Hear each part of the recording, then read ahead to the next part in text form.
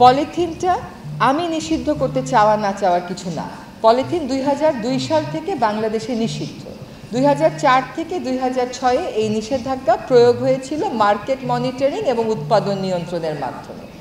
আমি যখন এই অবস্থানে আসিনি, সারাক্ষণ সবাইকে বলতে শুনেছি পলিথিন ব্যাগটা বন্ধ করবেন কবে, এটা কেন বন্ধ হয় না, কি করা যায়। তো বিকল্প, necessity is the mother of invention. আপনি যদি মনে করেন যে পলিথিনের বিকল্প আগে বাজারে আসবে তারপরে আপনি পলিথিন বন্ধ করবেন, ওই কাজ আর কখনো সফল হবে না।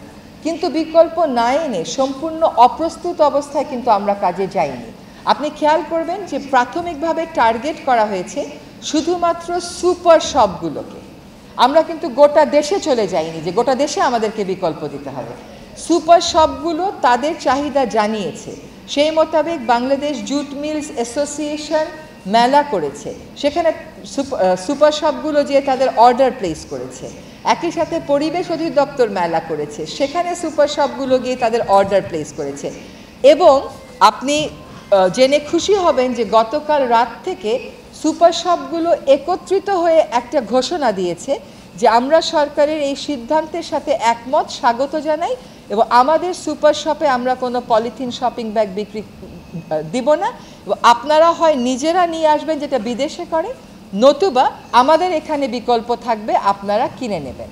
এবং আপনাকে আরেকটা কথা আপনাদের সকলের জ্ঞাতার্থে জানাচ্ছি যে সেখানেও সুপার শপদেরকে বলা হয়েছে যে আপনারা 10-15 দিন দে আর প্রিপেয়ার, এটা তাদের থেকে বিজ্ঞাপন এসছে এবং তাদের সম্মতি নিয়ে তারা আমাদেরকে বলেছে 1 অক্টোবর থেকে পারবে, তাই আমরা 1 অক্টোবর থেকে শুরু করেছি।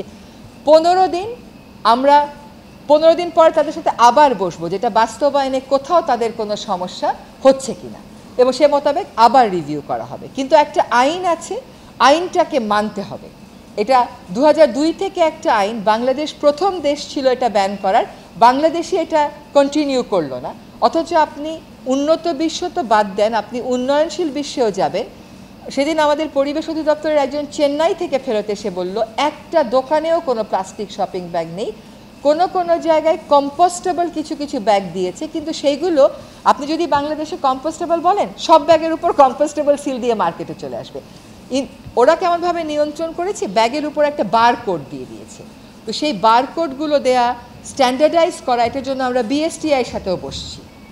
কাজে অপ্রস্তুত অবস্থায় গোটা বাংলাদেশে কার্যকর করা হচ্ছে না, শুধুমাত্র ঢাকা শহরের সুপার শপগুলোতে বাস্তবায়ন করা হচ্ছে, এবং তারা তাদের প্রস্তুতি নিয়েছে বলে গতকাল তারা ঘোষণা দিয়ে জানিয়েছে।